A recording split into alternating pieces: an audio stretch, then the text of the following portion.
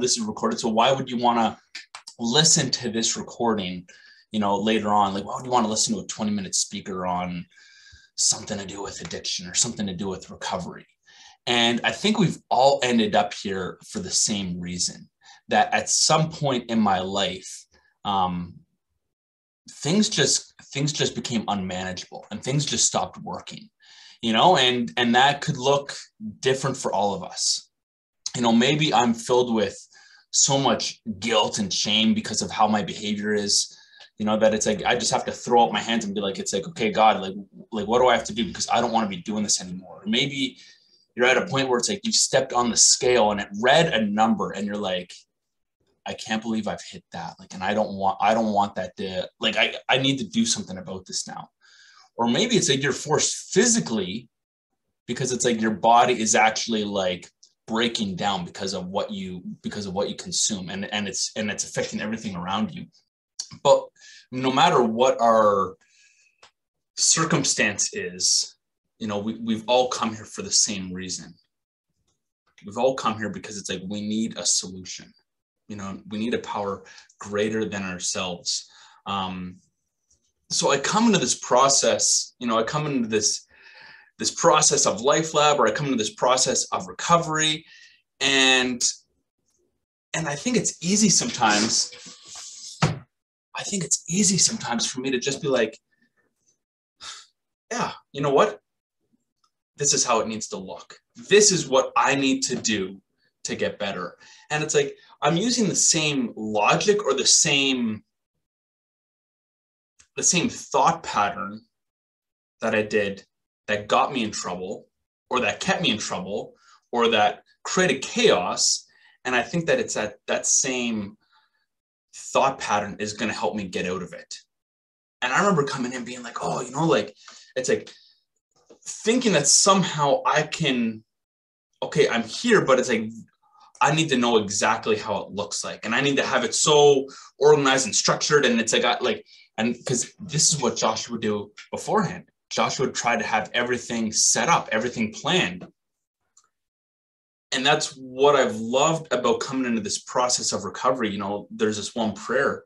I'm not sure if we've said it in this group or not, but, the set aside prayer. And it's like, God, help me set aside everything I think I know about you.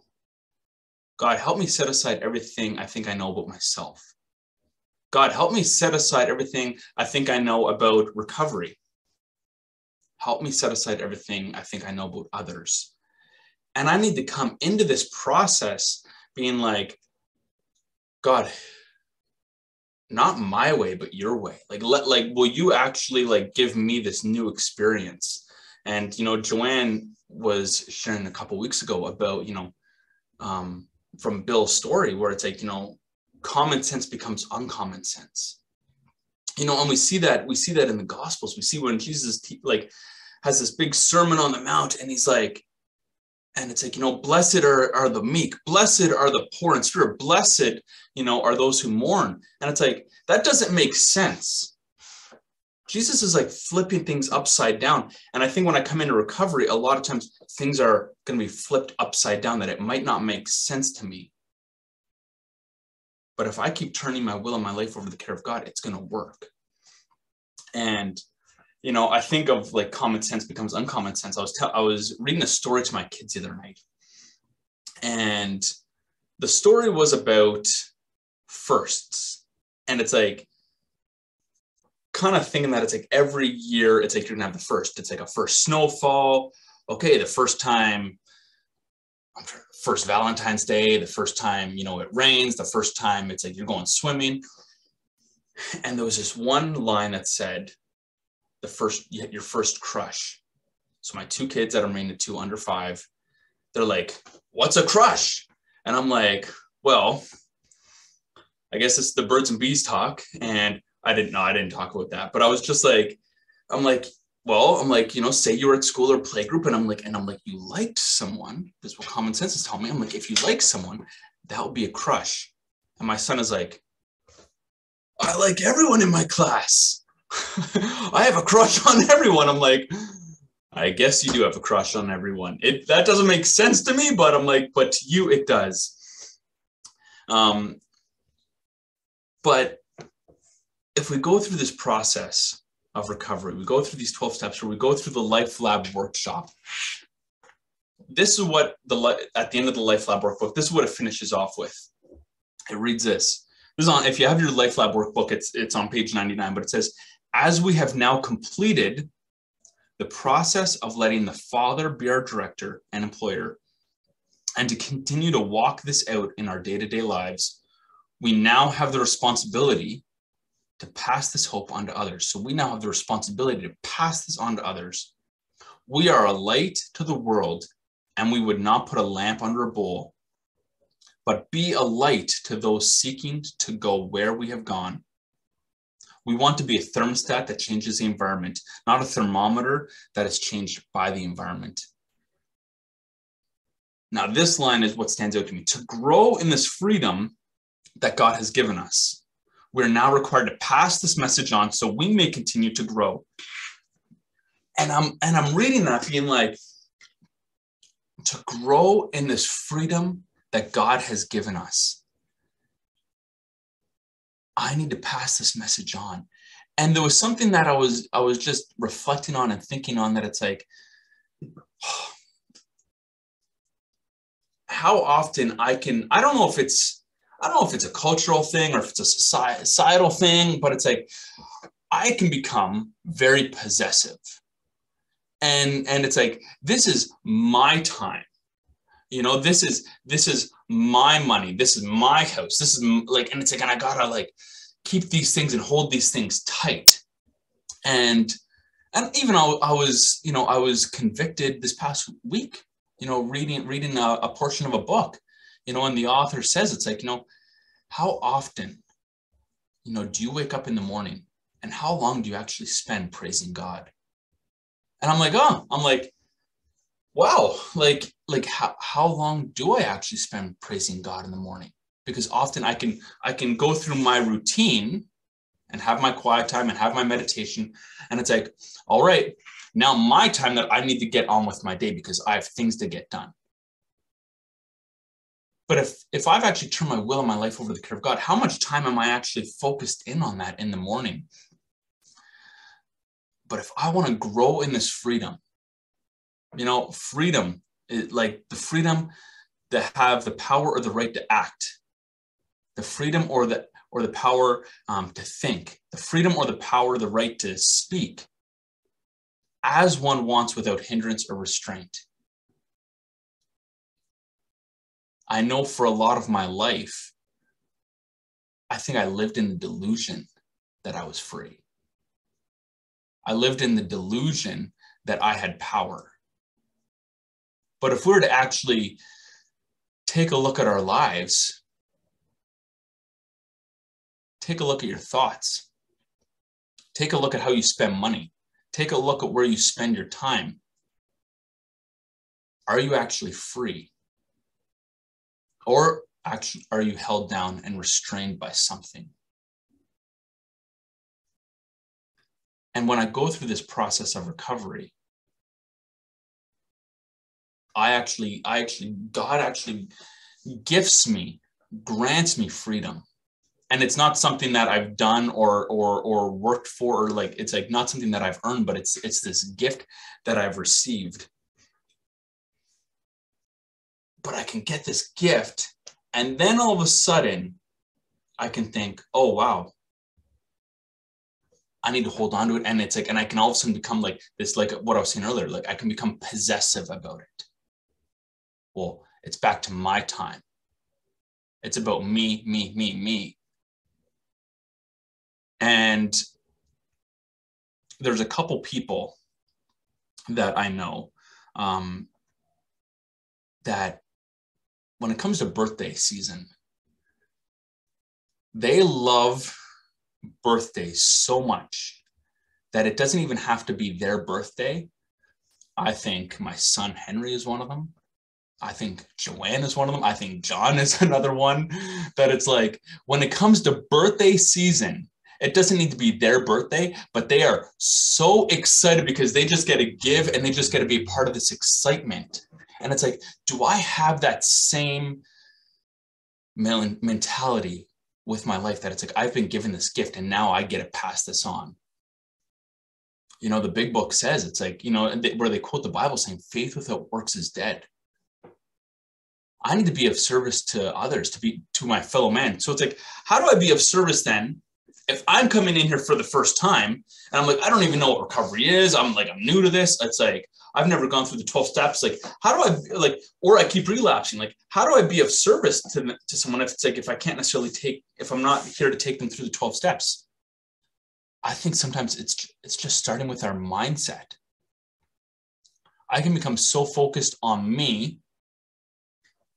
What is Josh feeling? What is Josh thinking? What does Josh's day look like? But if I start flipping around to the collective we, and I start looking to each of you being like, how can I serve you today? Maybe it's just a phone call.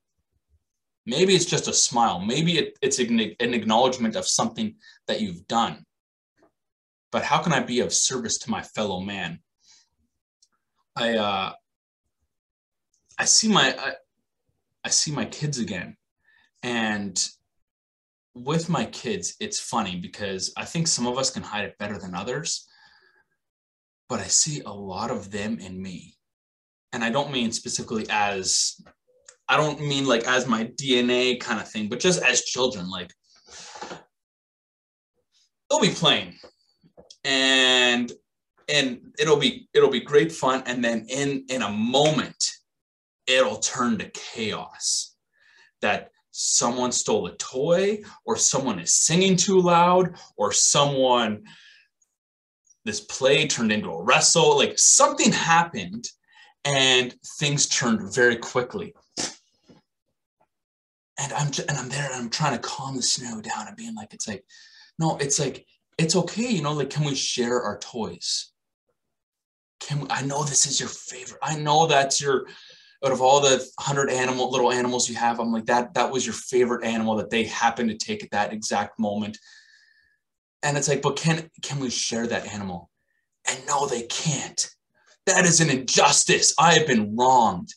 And there's this fear that it's like, I'm not going to get my needs met. And it's like, man, how often do I still live like that though? I might not react in the same way that they do, but do I hold on to things that tightly? Like, God, what do you mean you want me to praise you in the morning? Or God, what do you want me to help all these people? Or God, what does this mean that you're my employer? Like if I'm giving all my time away doing this, like, God, I'm going to have no time for myself. And then we all have everyone here has amazing reasons for it, right? Like, I got to be cautious because I can fall into the same lie. You know, Josh, you got 3 kids. Josh, you're working. Josh, and I put all these other things there, and it's easy now to put service on the back burner. But now all of a sudden, is it my time? Is it my family? Is it my recovery? Or is this something that God has given me? It's the same way I see my kids doing this. And it's like, and I try and calm them down, being like, listen, I want you to know that if I see you sharing your toys, I see you doing this, it's like, you will be rewarded for that. Like, I see it. It might not be right here and now that it's like you're going to get a treat or something, but it's like, I see that. And God also sees us and how we spend our time. God also sees the effort that you put in working with other people or serving other people or giving of your time to be with him. And God is going to reward that. And it's like, maybe you see maybe you see that reward right then and there, or maybe you don't, but it will come, you know, and we will always get paid spiritually for the work that we put out. There's a story in the big book of Alcoholics Anonymous, and it is from one of the co-founders, and he's 4 years sober at this point. And what does he say here? Let me just find it. He talks about the guy that the other co-founder who had basically kind of brought him into sobriety. And he says it's like, it wasn't just like the knowledge that this guy had. Like that wasn't what was key. But he says a far more important was the fact that he was the first living human with whom I had ever talked who knew what he was talking about in regard to alcoholism from actual experience. In other words, he talked my language. And the value of your story, the value of my story, the value of all of our stories is so critical. It is so much more valuable than what we have to offer in society today. Like, I was looking up stuff for recovery yesterday, when it's like, there's a lot of places out there that it's like, we just want to help you change your behaviors and find the triggers and all that stuff. And we can just like fix the outside. And it's good to have that information. But here's a guy that came in knowing the facts about himself and how he drank. And he's able to be of use to someone else. Do I know the facts about myself and how I drank? Do I know the facts about myself and how I acted out or looked at porn? And God is going to use that if I'm willing to be of service to other men or women, men as a humans. It says, he goes on to say, I spend a great deal of time passing on what I learned to others who want and need it badly. I do it for 4 reasons. Sense of duty. Number 2, it is a pleasure. Number 3, because in doing so, I'm paying my debt to the man who took time to pass it on to me. And number 4, because every time I do it, I take out a little more insurance against myself against a possible slip. And he goes on to say, unlike most of our crowd, I did not get over my craving for liquor much during the first 2.5 years of abstinence. It was almost always with me, but at no time have I been anywhere near yielding. At no time had he been anywhere near ready to give in. Because this gift of sobriety that God has given him, this faith that he had, now turned into works that of service to other men. That as he went out to pass on this message, I love that last line, because every time, or his last point, because every time he does it, that he meets with someone, that he's not thinking about his own problems and his own issues, but how can I be of use to those around me? He takes out a little bit more insurance for himself against a possible slip. And that slip can look different for all of us, depending on what our problem that we identify with is. But as he did that, God transformed him and God protected him. That, yeah, the obsession wasn't lifted right away, but at no point was he inclined, at no point was he ready to give in to the drink. So there's a caution, I think, for all of us to, like, we come in and being like, I get to receive this new life. But is that life just something that it's like, okay, I've received this gift and now it's like, I just want to keep it all to myself? Or do we get to be like my friends on their birthday parties? And it's like, I just want to share everything with everyone. And when I do that, that's where the growth starts to come. And I know that there can be a lot of fear there. There can be a lot of fear being like, it's like, God, it's like, my needs won't get met, because it's like, man, like I don't even have the time for this. I barely have time to do this recovery stuff as it is. What do you mean you want me to spend more time on this? Or, fear of like, God, it's like, how am I to be of use to someone else? Like, what do I have to offer? I'm not going to say the right thing. And I think we just let's just take a step back, because it's like, it's not about you. It's not about me. When I put myself in a position to be willing and to be led by the power of God, God is going to lead me, and God is going to direct me, and God is going to speak through me in ways that I can't even imagine. And I think that this is yeah, this is just something that it's like, I say this for myself, you know, that it's like, I think it's easy for me to fall back into this trap of my time. But really, it's like, I'm here on this earth to serve others and to serve God. And God is going to do with me as he wants. So thank you for allowing me to share today. And I hope you all have a wonderful afternoon after this meeting.